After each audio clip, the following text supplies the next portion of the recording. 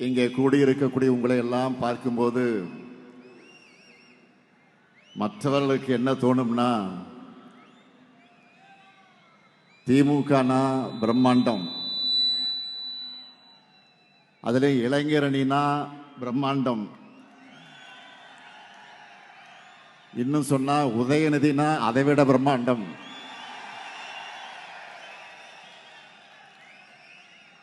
ஏன்னா பலருக்கும் பொதுக்கூட்டங்களை நடத்துறத பெரிய சவாலா இருக்கு. ஆனா நமக்கு மாநாடுகள் என்பது வார வாரம் நடக்கக்கூடியதா ஆயிடுச்சு. இப்போ இந்த மாநாடு மட்டுமல்ல, ஏற்கனவே நடந்திருக்கக்கூடிய மாநாடுகள் மட்டும் இல்ல, இந்த மாதம் மட்டும் இன்னும் 5 மாநாடுகள் நடக்கவிருக்கு. அதுக்கு தொடக்கமாக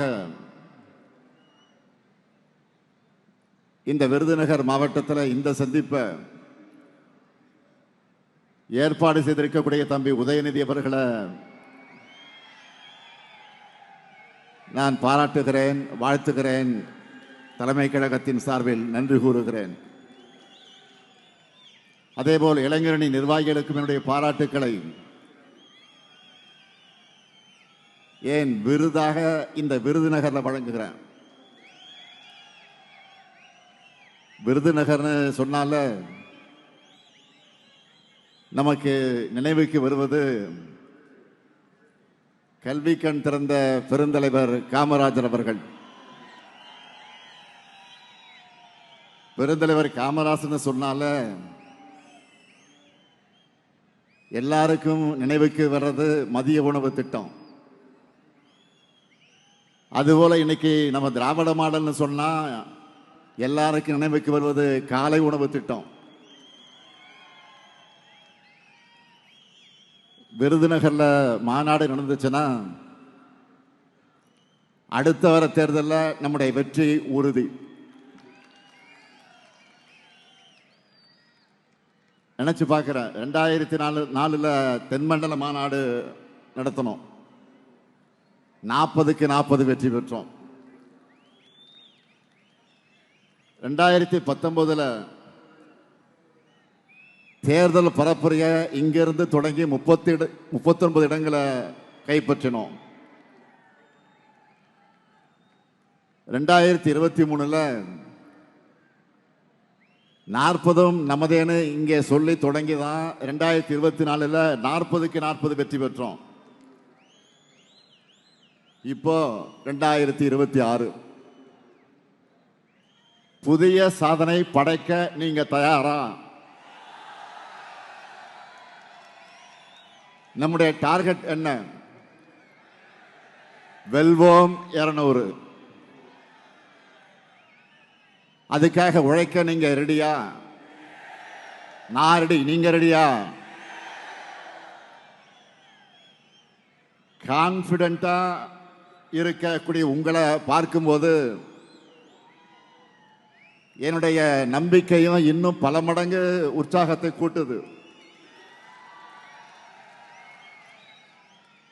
இந்த விருதுநகர் மாவட்டத்தில் கால் பதிச்சதுமே எனக்கு பழைய நினைவுகள் எல்லாம் வந்துச்சு.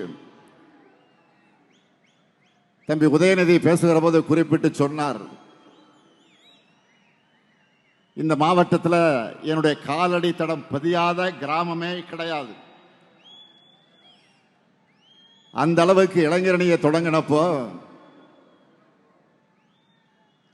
அப்ப இந்த மாவட்டத்தினுடைய ஒருங்கிணைந்த மாவட்ட கழகத்தினுடைய செயலாளராக இருந்த அண்ணன் தங்கபாண்டியன் கூட எல்லா கிராமங்களுக்கும் சென்று நான் கொடியேற்றி இருக்கிறேன். எப்போ விருதுநகருக்கு வந்தாலும் அந்த பாசத்தையும் நேசத்தையும் குறைவில்லாம கொடுக்கிறவங்க தான் இந்த விருதுநகர் மாவட்டத்தில் இருக்கக்கூடிய மக்கள். இந்த விருதுநகர் மண்ணில் மருது சகோதரர்களைப் போல இணைஞ்சு பணியாற்றி கழக கோட்டையை கட்டி காக்கக்கூடிய KK ராமச்சந்திரன் அவர்களுக்கும் தங்கம் தென்னரசு அவர்களுக்கும் என்னுடைய பாராட்டுக்களையும் வாழ்த்துக்களை நான் தெரிவித்துக்கிறேன். பாருங்க, 2 பேரும் ஏஞ்சி ஒரே நேரத்தில் வணக்கம் வைக்கிறாங்க பாருங்க. அதான் நம்ம KKSSR அவர்களை பொறுத்த வரைக்கும் ரொம்ப பாசக்காரர். யாரை பார்த்தாலும் அண்ணாச்சி அண்ணாச்சி அண்ணாச்சி தான் கூப்பிடுவார். பாசமா பழகுவார். இதுவரைக்கும் தமிழ்நாட்டின் வரலாற்றிலே இல்லாத அளவுக்கு இந்த 5 வருஷத்துல சுமார் 22 லட்சம் பேருக்கு பட்டாக்களை அவர் மூலமாக வழங்கி இருக்கிறோம். அப்படிப்பட்ட சாதனை துறையை வழியை நடத்தக்கூடிய அவருக்கு என்னுடைய வாழ்த்துக்களையும் பாராட்டுக்களையும் நான் தெரிவிச்சுக்கிறேன். அதேபோல் இந்த மாநாட்டை மிக மிக எழுச்சியோடும் ஏற்றத்தோடும் ஏற்பாடு செஞ்சிருக்கிறார் நம்முடைய மாண்புமிகு நிதியமைச்சர், என்னுடைய அருமை சகோதரர், இனிய சகோதரர் தங்கம் தென்னரசு அவர்கள். எந்த துறையை கொடுத்தாலும் அந்த துறையில் தனி முத்திரையை பதிக்கக்கூடியவர் தான் அவர். பன்முக ஆற்றல் கொண்டவர், தமிழ் ஆர்வலர். இந்த மாநாட்டு மூலமாக புது முத்திரையை பதிச்சிருக்கிறார். இங்க இருக்கக்கூடிய இளைஞரணியினர் இவங்க 2 பேரையும் பாருங்க. KKSSR சீனியர், தங்கம் தென்னரசு இளையவர். ஆனா 2 பேரும் ஒற்றுமையா ஒருத்தர்கிட்ட இருந்து ஒருத்தர் இணைந்து ஆக்கபூர்வமா செயல்பட்டு கொண்டிருக்கிறார்கள். நீங்க எல்லாரும் இவங்களை பார்த்து நிறைய கத்துக்கணும். இவங்க உங்களுக்கு ஒரு எக்ஸாம்பிள். இங்கே கூடியிருக்கக்கூடிய லட்சக்கணக்கான இளைஞர்களை நான் கேட்க விரும்புவது, உங்களை பார்க்க எனக்கு மகிழ்ச்சியா இருக்கு. காரணம், நான் பார்த்து பார்த்து வளர்த்த இளைஞரணியில் இப்போ உங்களை எல்லாம் பார்க்கிறப்போ அந்த மகிழ்ச்சி டபுள் ஆகுது, ட்ரிபிள் ஆகுது. நம்ம திராவிட இனத்தினுடைய மேன்மைக்காக, தமிழ் மொழியினுடைய உயர்வுக்காக, தனித்துவமான தமிழ்நாட்டினுடைய வளர்ச்சிக்காக உங்களை எல்லாம் கொள்கை பிடிப்போடும் கழக பற்றோடும் வளர்த்தெடுக்கிறார் நம்முடைய இளைஞரணியின் செயலாளர் மாண்புமிகு துணை முதலமைச்சர் தம்பி உதயநிதி அவர்கள்.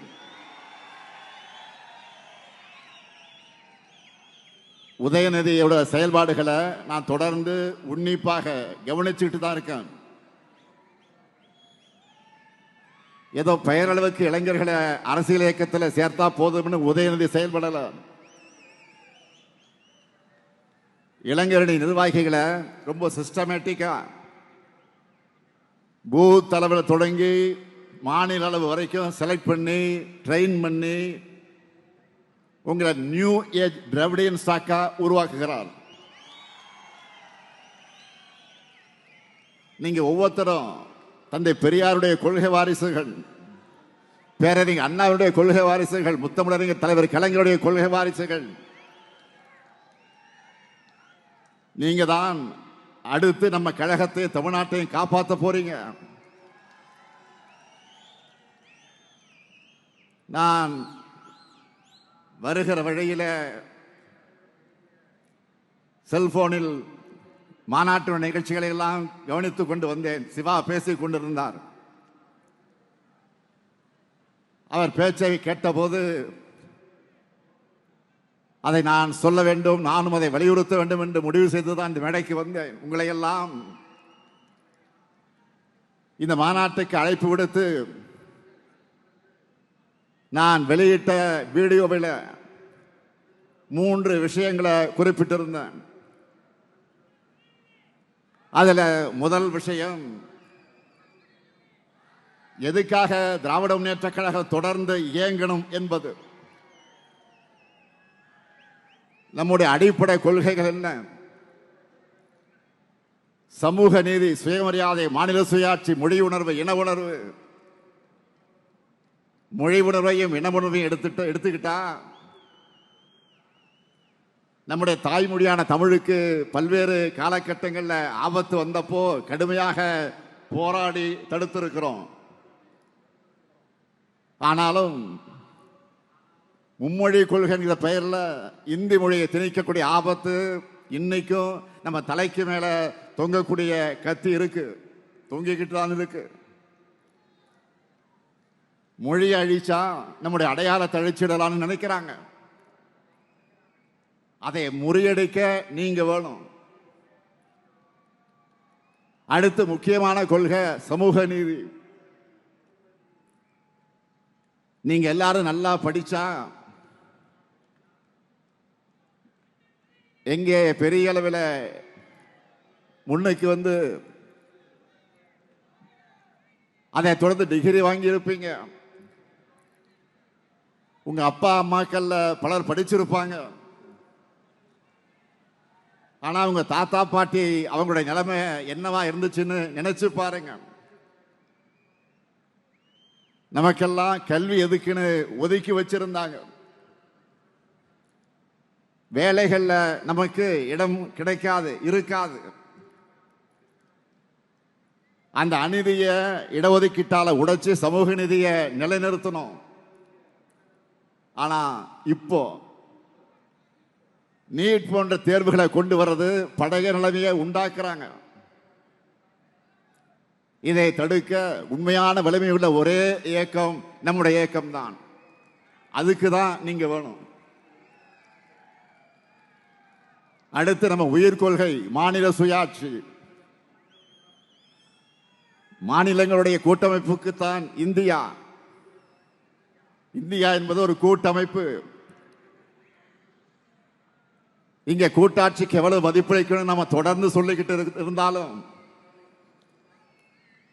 மாநிலங்களுக்கு அதிகாரங்களே இல்லாத நிலைமைதான் இருந்துச்சு.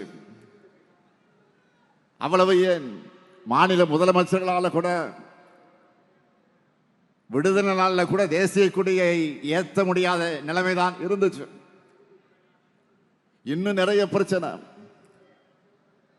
இதையெல்லாம் போராடி இந்த நிலைமைகளை மாற்றி ஓரளவுக்காவது அதிகாரங்கள் மாநிலங்களுக்கு கிடைக்கிற மாதிரி செஞ்சோம். அதனாலதான் மாநில கட்சிகளால் ஆட்சியை பிடிக்க முடியும்னு இந்தியாவில் முதல்ல ஆட்சி அமைச்சு காட்டினதை இந்த திமுக தான், மறந்துடாதீங்க. நம்ம தமிழ்நாட்டுக்கு மட்டும் இல்ல, இந்தியாவில் இருக்க அத்தனை மாநிலங்களுக்கு நம்ம உரிமைகளை பெற்று தந்திருக்கிறோம். ஆனா இப்போ மீண்டும் மாநிலங்களோட அதிகாரங்களை ஒன்றியத்தில் கொண்டு போய் குவிச்சிட்டு இருக்காங்க. மாநிலங்களை முனிசிபாலிட்டி போல மாத்தணும்னு துடிக்கிறாங்க. மாநில கட்சிகளை இருக்கக்கூடாதுன்னு பாஜக செயல்படுது. ஆனா அவங்களால தொட முடியாத ஒரே மாநிலம் தமிழ்நாடு தான். இதை பாதுகாக்க நீங்க தேவை. அடுத்து நம்முடைய உறுதி கொள்கை என்ன? சுயமரியாதை. இடுப்புல கட்டியிருந்த துண்டு தோளுக்கு வந்த வரலாறு அது. தன்மானம் தான் உயிர் மூச்சுன்னு தமிழினம் தலை நிமிர்ந்த வரலாறு. ஒவ்வொரு தனி மனிதனுடைய சுயமரியாதையை காப்பாற்றி தமிழ்நாடு தலை நிமிர்ந்து நின்னா இப்ப அடிமைகளும் துரோகிகளும் எதிரிகளும் கூட சேர்ந்துகிட்டு ஒட்டுமொத்த மாநிலத்தோட சுயமரியாதையை அடகு வைக்க முயற்சி பண்றாங்க. அதனால்தான் தமிழ்நாடு தலைகுனியாது என்று சொல்லக்கூடிய தெம்பும் திராணியும் நெஞ்சுரமும் கொண்டிருக்கக்கூடிய ஒரே இயக்கமாக நம்முடைய திராவிட முன்னேற்ற கழகம் விளங்கிக் கொண்டிருக்கிறது. சுயமரியாதையை விட்டுக் கொடுக்கும் கூட்டத்தை வீழ்த்த நீங்க எல்லோரும் தேவை. அதனாலதான் சொன்னேன், தமிழ்நாட்டுக்கும் தமிழினத்துக்கும் திராவிட முன்னேற்ற கழகத்திற்கும் என்றும் நீங்கள் தேவை. உங்களை போன்ற உடன்பிறப்புகள் எண்ணிக்கை அதிகமானா ஒரு நூற்றாண்டு மட்டுமல்ல, இன்னும் பல நூற்றாண்டு காலத்திற்கு திராவிட முன்னேற்ற கழகத்தை எந்த கொம்பனாலும் தொட்டு கூட பார்க்க முடியாது.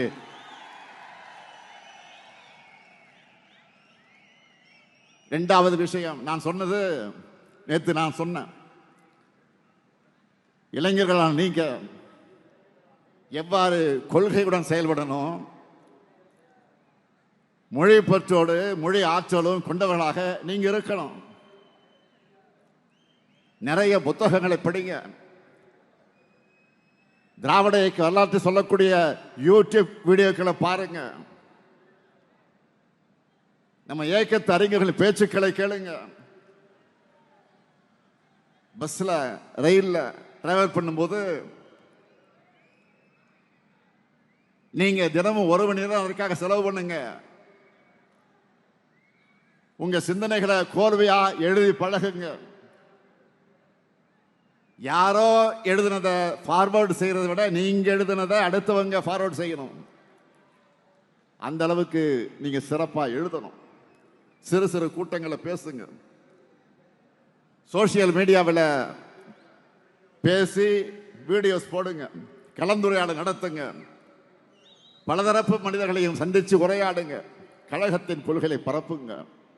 நாம செஞ்ச சாதனைகளை எடுத்து சொல்லுங்க. இதெல்லாம் தான் கழகத்தையும் வளர்க்கும், உங்களையும் வளர்க்கும். நாம தான் 7வது முறையும் ஆட்சி அமைக்க போகிறோம். நம்ம எதிரிகள் உட்பட யாருக்கு இந்த சந்தேகம் கிடையாது. ஆனா நாம தான் எப்படி வெற்றி பெற போறோம் மெத்தனமா இருந்துடக்கூடாது. பரம்பரையா திமுகவுக்கு வாக்களிக்கக்கூடிய குடும்பமாக இருந்தாலும் சரி, இதுவரை நமக்கு வாக்களிக்காத குடும்பமாக இருந்தாலும் சரி, பரப்புரையின் கடைசி நிமிடம் வரை மக்களை சந்திச்சு வாக்கு கேட்டுக்கொண்டே இருக்கணும். இதுதான் உங்களுக்கான டாஸ்க். செய்வீங்களா? 3வது விஷயம் நான் சொல்வது, இதுக்காக திராவிட முன்னேற்ற கழக ஆட்சி தான் தமிழ்நாட்டில் தொடரணும். இந்தியாவில் எந்த மாநிலத்திலும் ஒரு அரசு 5 ஆண்டுகள் நாம செஞ்சிருக்கக்கூடிய மாதிரி இவ்வளவு சாதனைகளை செஞ்ச வரலாறு உண்டா? ஒன்றிய அரசினுடைய ரேங்க் ஆனாலும் சரி, நேஷனல் மேகசின்கள் வெளியிடக்கூடிய ரேங்கிங் ஆனாலும் சரி, எக்கனாமிக்ஸ் மாதிரி இன்டர்நேஷனல் மேகசின்ல வரக்கூடிய அந்த செய்திகளானாலும் சரி, எல்லா ரேங்க்லையும் தமிழ்நாடு தான் டாப். தமிழ்நாடு தான் சூப்பர் ஸ்டார். தமிழ்நாடு தான் சூப்பர் ஸ்டார் ஸ்டேட். அனைத்து துறைகளையும் தமிழ்நாடு முன்னேறி இருக்கு. இதை நீங்க எங்க வேணாலும் போய் நெஞ்சு நிமிர்த்தி சொல்லலாம். தமிழ்நாட்டில் வாழக்கூடிய ஒவ்வொரு குடும்பமும் நிச்சயமா ஏதாவது ஒரு திட்டத்தில் பயனடையக்கூடிய வகையில நம்முடைய அரசு செயல்பட்டு இருக்கு. பெண்களின் உழைப்புக்கு அங்கீகாரமா மகளிர் உரிமை தொகை, அவங்க சுதந்திரமா பயணம் செய்ய கட்டணமில்லா விடியல் பயணம், சொந்த ஊரை விட்டு வெளியூர்ல பணிபுரியக்கூடிய பெண்கள் பாதுகாப்பாக தங்க மாவட்டந்தோறும் தோழிகள் விடுதி, அரசு பள்ளி மாணவர்கள் காலையில் சேர்ந்தா மாதம் 1000 ரூபாய் புதுமை பெண் தமிழ் புதல்வன் திட்டம், எல்லா மாவட்டங்களையும் புதிய தொழிற்சாலைகள், அதன் மூலமாக லட்சக்கணக்கான வேலை வாய்ப்புகள். அந்த வேலை வாய்ப்புகளை பெறுவதற்கு நான் முதல்ல திறன் பயிற்சி, மாநிலம் முழுக்க மருத்துவமனைகள், பேருந்து நிலையங்கள், நூலகங்கள், சாலைகள், மேம்பாலங்கள், குடிநீர் திட்டங்கள், உட்கட்டமைப்பு வசதிகள் செய்யப்பட்டிருக்கு. நீங்க கெத்தா சொல்லலாம், இந்தியாவில் வேற எந்த மாநிலத்திலையும் இவ்வளவு திட்டங்கள் இருக்காது. இத்தனை பயனாளிகளும் இருக்க மாட்டாங்க. தமிழ்நாட்டுக்கு நிகர் தமிழ்நாடு மட்டும்தான். ஒன்றிய அரசு மாநிலங்களை ஒப்பிட்டு எந்த துறையில விருதுகள் கொடுத்தாலும் அதை தமிழ்நாடு தான் வாங்குது. இப்படி எல்லாத்திலையும் நாம நம்பர் 1 இருந்தாலும் பட்ஜெட்னு வந்துட்டா நமக்கு ஒண்ணும் கிடையாது. இந்த ஆண்டு தேர்தலை மனசுல வச்சாவது ஏதாவது எலெக்ஷன் ஸ்டண்ட் பண்ணுவாங்கன்னு நம்ம எதிர்பார்த்தோம். கடைசியில் அதுவும் இல்லை. வழக்கம் போல ஈரத்துண்டுகள் தான். தமிழ்நாட்டிலிருந்து நாங்க தொடர்ந்து என்ன கேட்கிறோம்? எங்களுக்கு நியாயமா சேர வேண்டிய கல்வி நிதியை கொடுங்க, மெட்ரோ நிதியை கொடுங்க, பேரிடர் நிவாரண நிதியை கொடுங்க, ஜல் ஜீவன் திட்டத்துக்கான நிதியை கொடுங்க, புதிய ரயில் திட்டங்களை கொடுங்க, ஓசூர் விமான நிலையத்துக்கு அனுமதி கொடுங்க, வரி வருவாய 50% கொடுங்க, நீட்ல இருந்து விலக்கு கொடுங்க, மதுரை எய்ம்ஸ் மருத்துவமனை கட்டி கொடுங்க, தொகுதி மறுவரையில் தமிழ்நாட்டினுடைய தொகுதி அளவு குறைக்கப்படாதுன்னு நாடாளுமன்றத்தில் வாக்கு கொடுங்க, கீழடி அறிக்கையை கொடுங்க. இதெல்லாம் தான் நாங்க கொடுக்கிற கொடுங்க கொடுங்க கொடுங்கன்னு கேட்கிறோம். ஆனா அவங்க நமக்கு கொடுத்தது என்ன? வெறும் 0. அப்ப நாமளும் அவங்களுக்கு எலெக்ஷன் அதையே தானே திருப்பி கொடுக்கணும்.